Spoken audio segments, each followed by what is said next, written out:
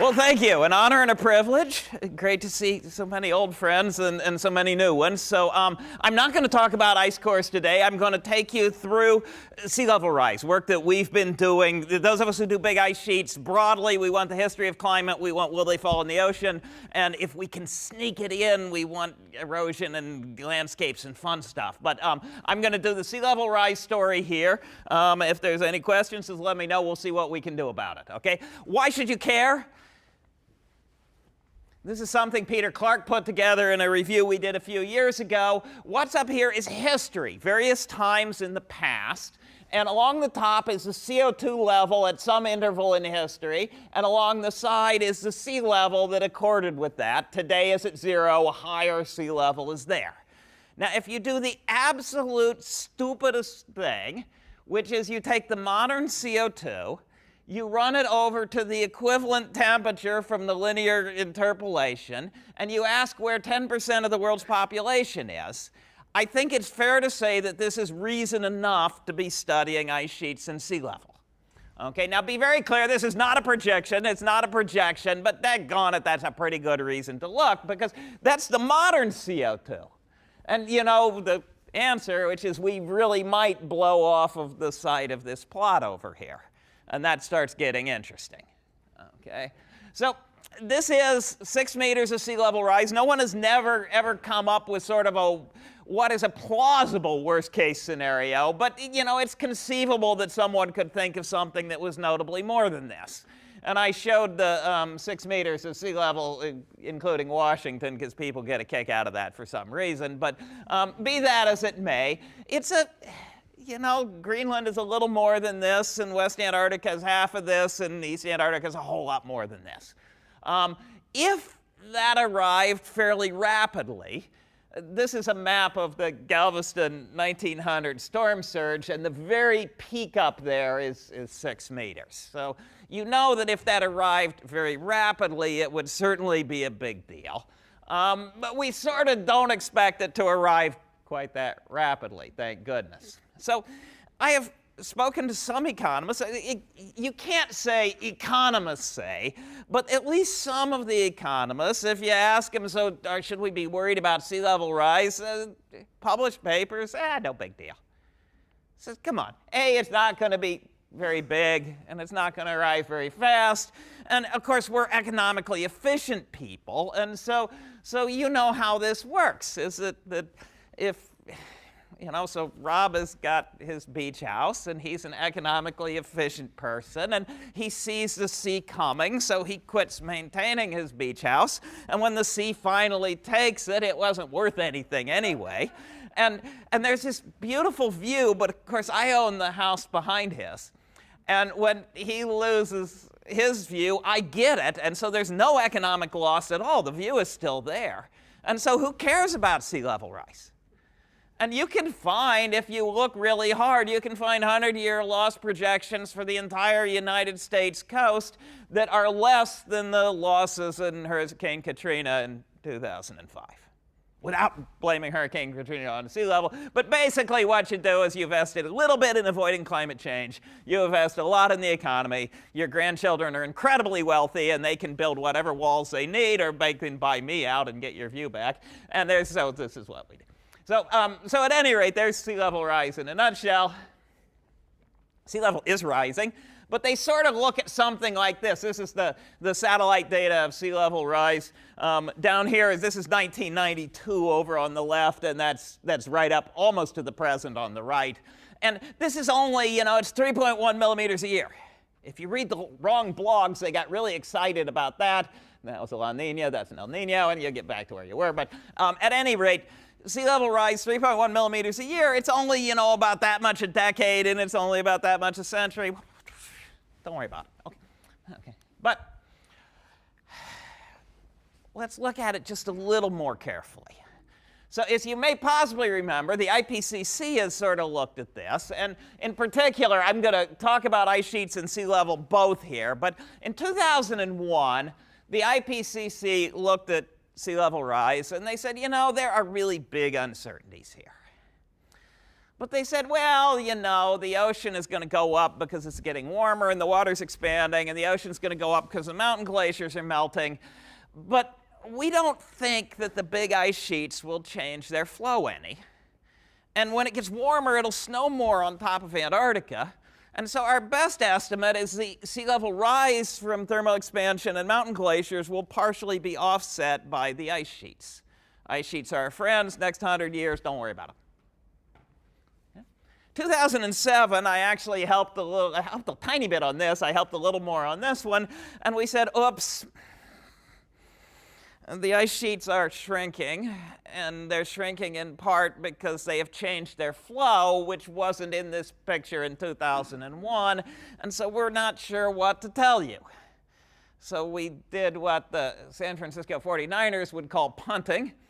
We backed up and kicked it, and we said the models used to date do not include the effects of changes in ice sheet flow because a basis in published literature is lacking. Therefore, we cannot provide a best estimate or an upper bound for sea level rise. So yes, we punted. Okay. For what it's worth, you will find, though, that there are analyses floating around.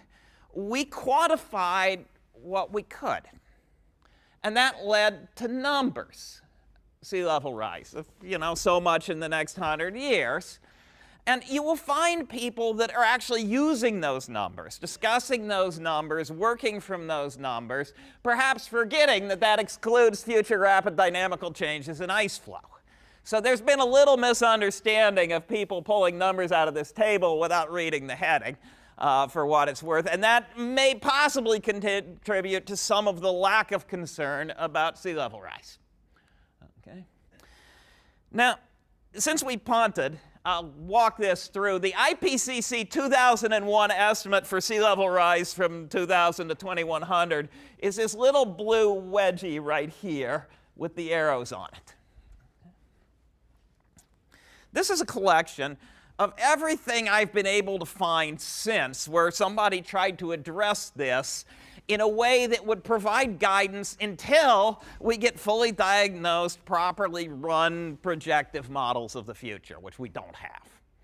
And so hiding in here are estimates of sea level rise based on scalings against temperature. Hiding in here are estimates of sea level rise based on what could happen. There are estimates based on expert elicitations. There are estimates based on what has happened in the past. There's a couple of models hiding in there. But basically what you'll see is that this is the IPCC range excluding future rapid dynamical changes in ice flow, and most of what's on here is above that. And so this is sort of a probability density function of the IPCC quantified range, and above it there is maybe more like a probability density function of what could happen. If you ask me to defend this in an Italian court, I would be ducking and running really fast and be very clear. This is not a prediction. This is not a projection.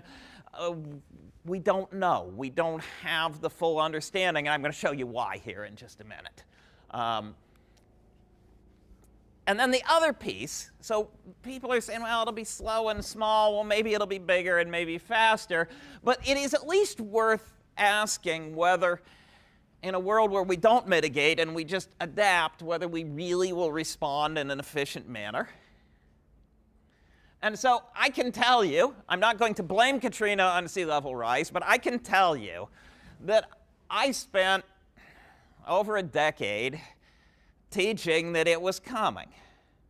And basically every geoscience prof I know who taught introductory geology taught that it was coming. And we taught it using materials that were often prepared by the government for the government with government funding. Everyone who was paying attention knew without any shadow of a doubt that sea level is rising, New Orleans is sinking, the protective delta is eroding, the storms might be getting stronger. And of course all of those have influences on optimal levee engineering. So it is at least worth asking if we are in a world where there is economically efficient response to knowledge that absolutely unequivocally was in the public sphere for decades, whether this is in any possible way could have happened. Okay, so for what it's worth, Okay, so we can then go into this question, will the sea level rise be slow, small, and expected? And a very good approximation, this is a question, should we fund ice dynamicists more? Because this really is a question, what will the big ice sheets do with their flow? Because if we walk through everything, okay, you make the ocean warmer and it expands. And the number is in round sort of 0.7 of a meter per degree C warming. That varies a little bit if you're putting the heat into colder water or warmer water. There's a curve in this thermal expansivity, but basically that's the right thing. The whole warming from the glacial maximum to today is only something like 2.7 Celsius with an uncertainty of a couple tenths. That's from noble gases and ice cores. And so, you know, that's only a couple of meters of thermal expansion since the Ice Age. This can't be something that's really fast and really big. Mountain glaciers, huge amount of interest in them. They're very fascinating. They're good indicators. They matter to local water supplies. They do matter to sea level. But they're gone before you get to 0.5 meter. There just isn't that much ice on the mountains to make a big difference. Groundwater, there's a lot of uncertainty, but most people think that the sort of renewable, exchangeable resource is pretty small, that we start running out of easily pumped groundwater before we can make a huge difference in the ocean. And so really, the 7 meters in Greenland and the sort of 60 meters in Antarctica are what determines whether sea level rise will be slow, small, and expected. Okay? What the ice sheets are doing now, year 1960 is on your left, year 2010 is over on your right. This magenta line at 0 is neither change nor loss. Above it is the ice is shrinking to raise sea level. So up is raising sea level, and down is lowering sea level. And here is sort of a coastal temperature curve for Greenland, and this is what Greenland was doing. On here are all sorts of things. So this is repeat altimetry. Go over with an aircraft or go over with a satellite with a laser or a radar, measure surface elevation, measure its change. On here are estimates of snowfall and estimates of mass outflow. On here are weighing the ice sheets using the Grace gravity. Also on here are assessments where people pull it out of their ear or wherever they pull these things out of that include everything. And the basic picture, it was sort of warm and it got cold and it warmed up and the ice sheet was shrinking and then it got stable and it's shrinking. Okay, Greenland, pretty easy. Warmer, melts. It also flows faster, as we'll see, but Greenland's actually pretty easy. Yes, there's probably more snowfall in the middle as it warms, but the melting on the side wins more. And so it's pretty straightforward for Greenland. I'll show you the history later, but it's the same story. As we turn up temperature too much, Greenland gets in trouble. Antarctica, way more uncertainty. And I will tell you that there is some likelihood of taking all of these data points and moving them up or down a little bit, because there's some history of isostatic response which is included in here, which is moderately uncertain. But this recent trend that Antarctica is shifting towards mass loss probably is pretty good, and that is almost entirely an ice flow effect, not a melting on top effect. So the ice sheets look like they're contributing mass to the ocean. They're shifting in that direction, and they're doing so at least in part because their flow has changed. Okay. So let me do the physics of glaciers for you. We could sing this later. But do the physics of glaciers. If you want rho GH alpha and integrate through thickness and the longitudinal deviatoric stress and the stress tensor and so on, we can do that later. We've got that all. But the truth is, the physics of glaciers are fairly straightforward, and they're fairly easy to do at a broad level, so we can talk about the details that matter. So if you make a pile, it tends to spread under its own weight. That's the physics of glaciers. If the pile is really strong, it doesn't spread too fast. Most buildings like this one are actually not bulging out on the walls, but you know that some of the Gothic cathedrals had problems with spreading under their own weight, and the roof caves in and the side bulges out unless you have a flying buttress. Okay? So strength is one of the things as to how fast your pile spreads. The other things, basically, if you pour water to make a pile, it spreads out really easily. If you pour pancake batter, it spreads out more slowly. If you pour pancake batter on a waffle iron, it doesn't spread as easily as if it's on a greased griddle. So a lubricated bed spreads more easily. And if you pour your pancake batter and hold it in with your spatula, it doesn't spread as easily as if you get the spatula out of the way. If you're doing a building and you're holding in the walls with your flying buttress, that opposes spreading compared to no flying buttress. Okay? That's basically the physics. All right, an ice sheet, a 2-mile thick, 1 continent wide pile of old snow turned to ice. It's sitting there spreading under its own weight. We used to get mailings from these people who had discovered that it snows in Greenland and Antarctica. And they were very worried about this because the snow is going to build up and build up and build up and the world is going to roll over. And they the only way to save the world was to haul the Ross Ice Shelf to the Sahara Desert with the aircraft carriers and water the Sahara and save the world. Okay, so in point of fact, the snow piles on top and the thing spreads under its own weight and it makes icebergs or else it melts at the edge and it comes close to being a balance. If you snow more, the pile gets bigger. If you melt more, the pile gets smaller. If you spread faster, it will get to where it can melt or can make icebergs and it will shrink the pile. And the snow comes out of the ocean, so if you grow the pile, the ocean goes down, and you shrink the pile, the ocean goes up. And the one we're really going to worry about is this question of if you make it spread faster, you are raising sea level. Okay? And we're going to walk through 2 pieces. The strength of it, it's ice. I cut thin sections of ice. There's a sea-axis fabric history that's fascinating. The ice can change a little bit. It doesn't change very fast. Ice is mostly ice. So the strength is more or less fixed. And so the things we really need to worry about for the future of the ice sheets are just 2. One is basal lubrication. The other is flying buttresses. So I'll walk you through the 2 of these. Changes in basal lubrication are probably going to be less important. Changes in flying buttresses are probably going to be the thing we have to understand. Okay. So first of all, changes in lubrication. If you follow the public literature on ice sheets, this is the story that's gotten the press. There are these gymongous lakes that form on the surface of the ice sheet. The flow comes down, it hits bumps in the bed, it makes little rumples, it melts, it puddles, and it makes lakes that are a few kilometers across and tens of meters deep in the middle. And then these lakes break through. And so this is Sarah Das, Woods Hole, who did her PhD with us. And it's not this lake, but it's a lake like this one. They set up a grid around this lake, and they went out in their boat, and they measured the depth of the lake. And then one night, the lake drained in about an hour. It was doing twice Niagara Falls into a crack in the ice sheet that went to the bed. And there's a crack, and here's the crack. And it was really spectacular.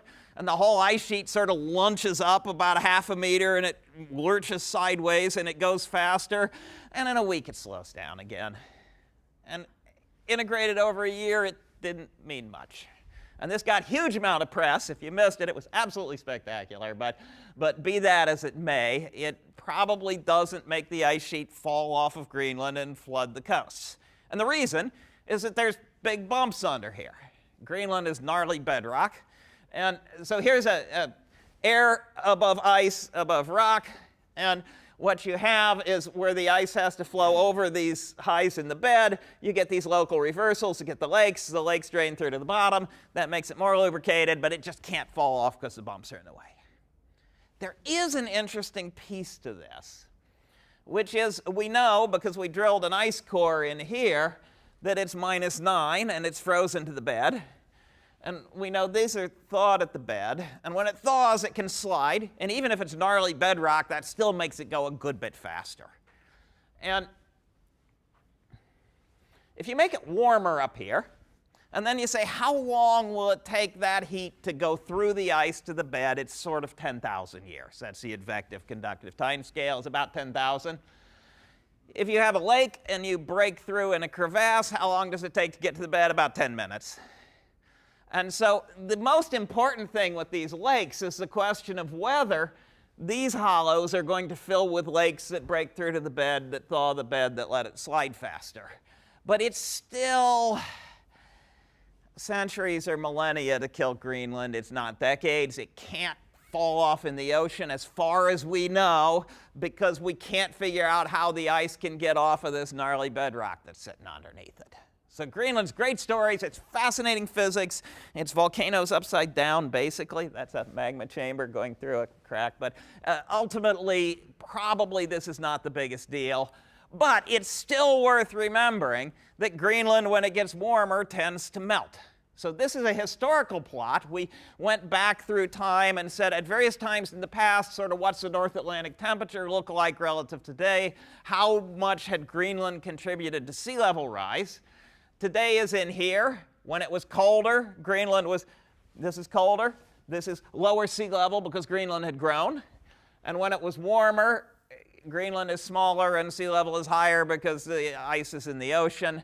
And this number is between 2 and 7 Celsius above pre-industrial conditions. If sustained, is probably enough to remove Greenland. So, but think centuries or millennia. We don't think decades. So, the really interesting issue is the flying buttresses. This is what's going on at the coast. So remember the picture. A Gothic cathedral without a flying buttress, the roof tends to sag in, the walls tend to bulge out, and it falls down. An ice sheet spreads under its own weight. It comes down to the coast. It does not immediately break off icebergs. It flows over the ocean. It may run aground on a high spot in the bed, or it's in a bay and it's scraping past the rocky sides. Friction here, friction with the sides, that slows down the spreading. That means the ice sheet is bigger than it otherwise would be. It's minus 50 up here, you warm it to minus 45, big whoop. It's at the melting point here, it's close to the melting point here, you raise it a little bit and it's a different story. So there's the one we're going to look at, is what happens down here. And many of you have seen these pictures. This is now becoming old history. This is January 31st, 2002. But this is a really important thing. We are over here looking at the Larsen B ice shelf right there on the peninsula sticking up towards South America. Here's the peninsula on the left with the glaciers just dripping off of it. Ocean is in black out here. Scale bar, that's 20K. So these are bigger than aircraft carriers. And this thing in here is the flying buttress. That's the Larsen B ice shelf. And to the best of our knowledge, it formed 10,000 years ago, sort of as the ice sheet shrank back from the Ice Age, and it sat there for 10,000 years. It's got friction with these rocks up here. It's got friction with rocks down here. And this funny-looking stuff on top of it is meltwater sitting in crevasses. Now, when the meltwater breaks through in Greenland, the ice sheet doesn't fall off on the ocean because there's lots of bumpy rock underneath providing friction. When the meltwater breaks through in the Larsen B, nothing underneath but water. No friction.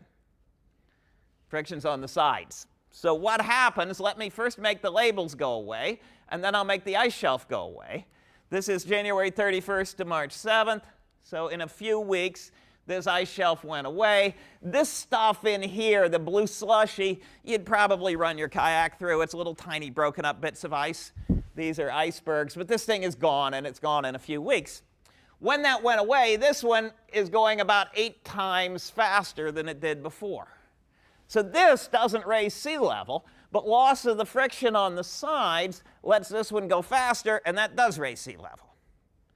So basic picture, this happened. It's real. Fortunately, it's the Antarctic Peninsula, which isn't terribly big.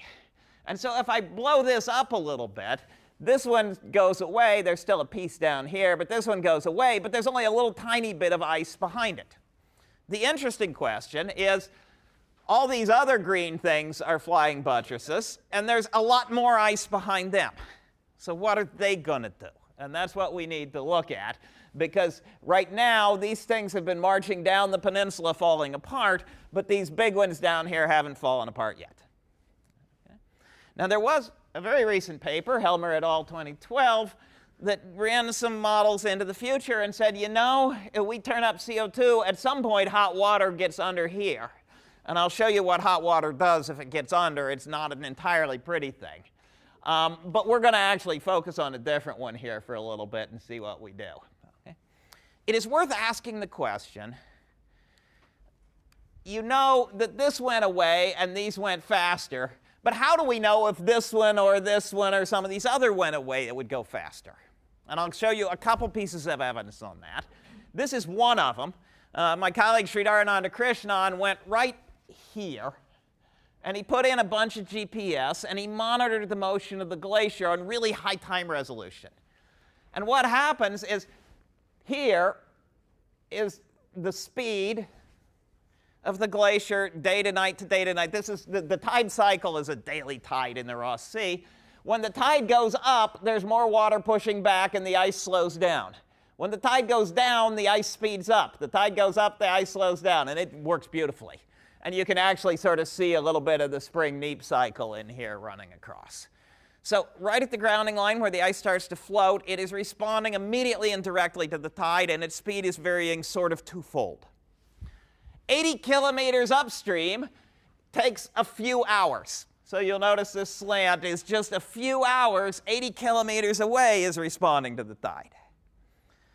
So if a 1 meter tide is forcing the velocity 80 kilometers away in a few hours, you can be pretty darn sure that when you lose friction down at the end, that the ice farther up will notice and it will respond.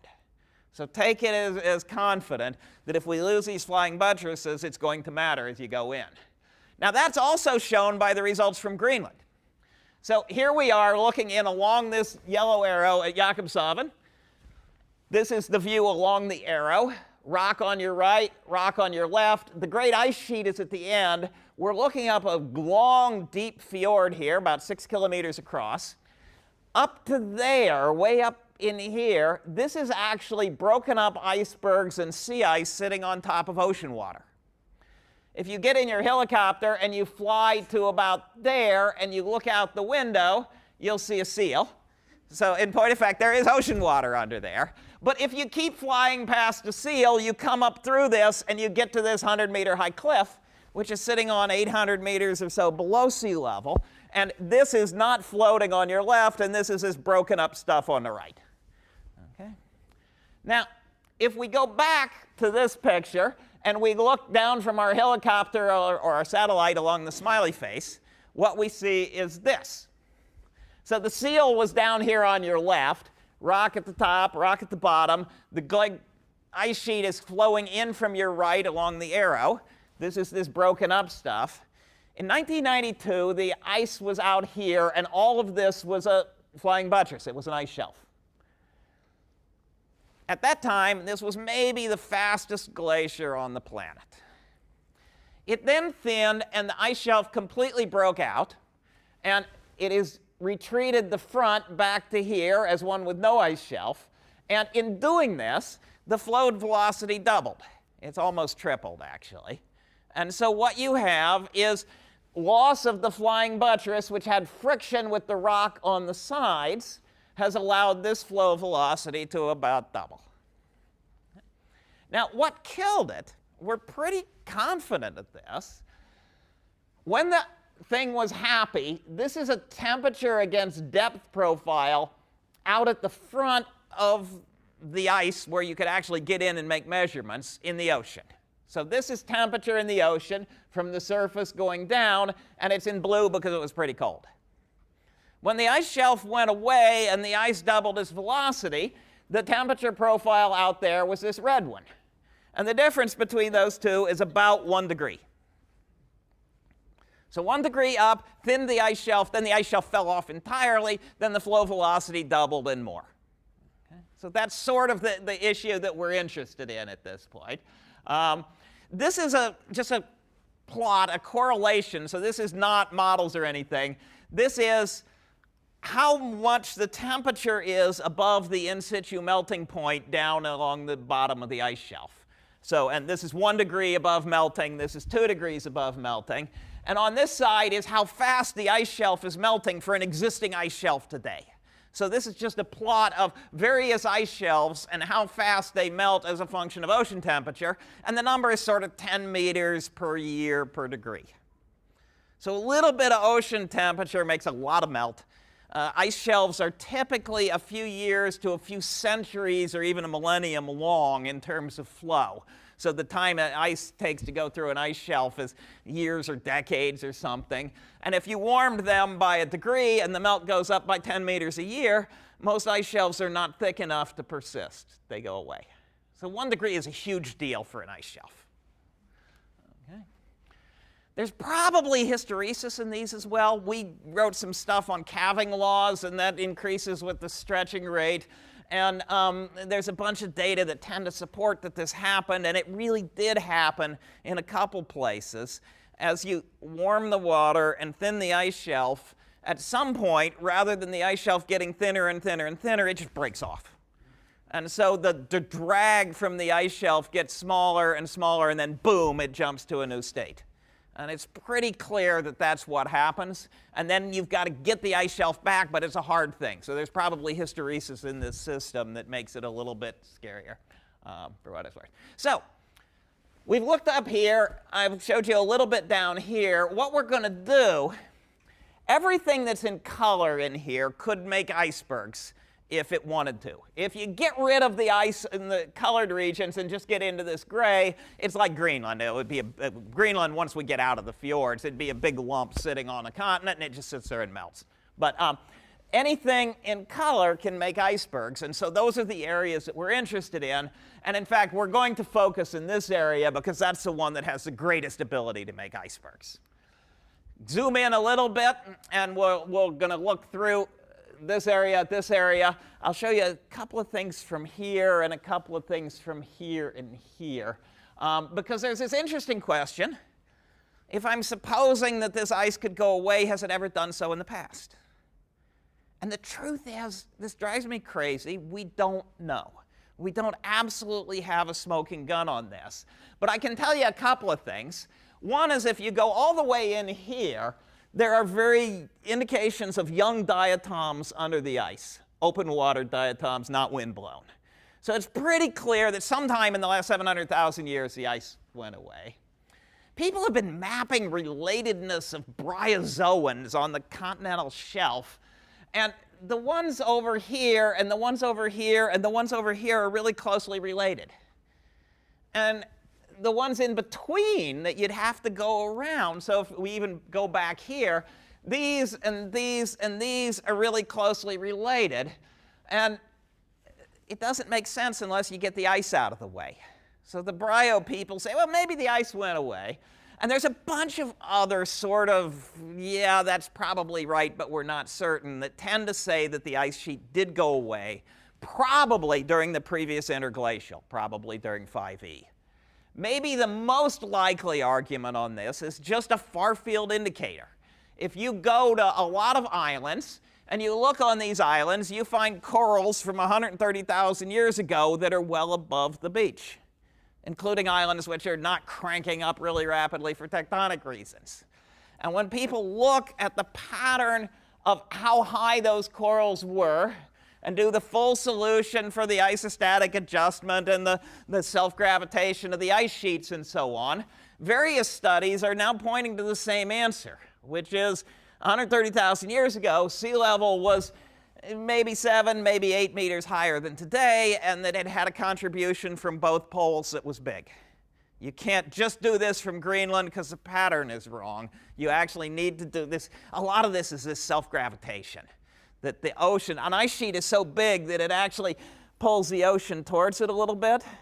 And if the ice sheet melts, it raises the ocean, but then this relaxes because the ice sheet's smaller. And because of that, you can't get the pattern of observed things around all the high stands by taking all the ice out of one pole. You have to take it out of both poles. And so this says Antarctica put a lot of water in the ocean at 130,000 years ago. Some models do this as well. It is not too hard to make a model that goes from an Ice Age ice sheet to a modern ice sheet to that sort of ice sheet under plausible forcings. Okay. So we'll go back here, and I'm going to take you to probably the worst place. So we're going to zoom in on that little area right there, Thwaites Glacier. This is a plot of flow velocity in that previous square. Black is really screaming fast. This one is getting all the attention recently, but it's sort of like Jakobshavn. It's sitting in a bedrock trough. We don't think it can do immense amount of discharge because it's this narrow, constrained by bedrock. There's ice at the surface, but down below there's this deep, narrow trough. This one, you'll notice that the fast velocities are sort of a funnel extending off into the inland of West Antarctica. It doesn't have a lot of sides to slow it down. So that one's the one we're going to especially look at, is Thwaites Glacier. If we zoom in on that little block right there, this is a satellite picture of it. The ice is flowing down from your right. This is ice that is not floating. It goes to float about there. This is the flying buttress, sort of broken up looking beast. But there's still probably some friction from that. And so let's zoom in on this a little bit. That previous picture, I should have squared it. That previous picture was about right here. This is the bed topography with all of the ice removed. And right now, the ice starts to float right here, and it's sort of up against this, which is probably a volcano, and it's up against these highs. So there's sort of a bedrock high right here with lots of pinning points. And then it goes into this trough. And these numbers, this is 2,000 meters below sea level. The ice is, most of a mile above sea level, but it goes way the heck below sea level as well. This could dump an insane quantity of icebergs if you actually got a calving front back in there. You don't camp right under El Capitan because you're afraid of granite falling on you. If you put a calving front back in there, it'd be higher than that. And ice is not granite. So, so this is the thing we're really worried about. The ice sits right here, but if it retreats, it goes into a deep hole. Okay? So now let me tell you about what that bump is doing. We've been interested in this for a long time, and what I'm going to show you, geological evidence, geophysical evidence, glaciological modeling all agree that the ice sits on a high spot. And when it moves off of that high spot, it does not do so slowly and gradually, it jumps. There's a threshold behavior in this. And I'll show it to you. Like I said, I'll show you a couple pieces of this version. But because it's sitting on this high spot, it would not retreat gradually back here. Based on history and physics, it would retreat rapidly. And I'll try to see if this will work. So first of all, this is a model. We did this with 3 different models in 3 different ways. I'm going to force this one with sea level rise, but you could do it with temperature. And so what we're going to do here is say if sea level is rising, I'm going to eventually float this ice, which is flowing from left to right, and I'm not going to let it retreat past here. But on a perfectly smooth bed, that is what sea level rise or melting at the edge would do to the ice. It would thin and it would float, and it's not very exciting. Now, if we do the same thing here, except I put in a little topography, what would happen is that nothing, whoop, jumps to the bump. Now notice, almost nothing happening. It's sitting here. This is where it is today. It's sitting here, it's sitting here, it's sitting here, it's sitting here. Watch. Okay. All the different classes of models that we've got do the same thing. I can run them next to each other just so you see it once more. If the world were perfectly smooth, it is not terribly exciting. It will retreat gradually, but in a rough world, this is where it is today. Forcing gets almost no response, forcing gets almost no response, forcing gets a huge response. Okay? This is our best understanding of what it does. Is that happened in the past? Okay, this is a picture of the seafloor. Ice flowed along these yellow arrows. This is sort of flutings on the bottom of the ice. There are no deposits across here indicating a still stand. And then there's this humongous sediment wedge here. The ice sat there for 1,000 years putting up a big pile, and then it jumped out of sight with no pauses. We're fairly confident that a 1-year pause leaves a recognizable deposit, but there's no pauses evident. So the geology is saying what we've been seeing. It sits, it sits, it sits, woo. Okay? And that's where it's sitting today, is right at the edge here. This one's a little deeper. It might possibly hang up there. And then essentially the next stop is the Transantarctic Mountains. And that's about 3 meters of sea level as best as we can tell. Okay? This would be a profile coming in along a flow line there, and it's on this bump, and there's maybe another bump or so, but this is getting pretty deep. Remember, this is 2,000 meters below sea level. So if you once lose a bump or two back here, we're not sure what could stabilize it in that giant funnel spreading out inland. So what do we do with this, right? We are not anywhere close to making a prediction on this. It might sit there for centuries or millennia. It might survive the interglacial altogether. We're not sure it went away in the previous one. We don't really have this nailed in any fundamental way, but we can think of a disaster scenario that kills us in a big hurry on this and puts 3 meters of sea level rise into the ocean. And rather than talking centuries to millennia, you start talking centuries to decades. And would I pound on the table about any of that? No. We do not have the physics of a mile-high cliff in anybody's calving model at this point. Okay? So let me do this. What do you do with this? You know, you go down to Congress and they say, what do we do? I don't know. It's your job. Okay? But let me do this. A couple of you have seen this, but suppose that you actually were a Bay Area commuter and you drove a car. Okay? What do you expect? You get in the car, and the most probable outcome is you sit in traffic for a while. You turn on a radio, and it's the Captain and Tennille singing Muskrat Love. Okay? Right? What's the best thing that can happen to you? There's no traffic, and it's the Beach Boys Festival. But let's be honest, that's not very likely. What's the other side? Well, there's lots of traffic, and they're testing the emergency broadcast system. But what's possible is you're sitting there in traffic, and a drunk driver runs over you, and you're dead. What we expect as commuters is way over on the good end of what's possible. And what do we do about it? We have cars with airbags and crumple zones and anti-lock brakes and seat belts, and we have child seats, and we support Mothers Against Drunk Driving, and we do all kinds of things. We put a real fraction of our transportation into something that we do not expect to happen because it's a big deal. Now, I've spent a lot of my career looking at things that may not happen. We may not shut down the North Atlantic. We may not have a giant jump in things. We may not collapse the West Antarctic ice sheet. But I have yet to see any plausible story in which cranking up CO2 turns Earth into Eden. And I have seen some stories where we get pretty fast sea level rise, or we get pretty fast climate change, or we get pretty fast ecological change.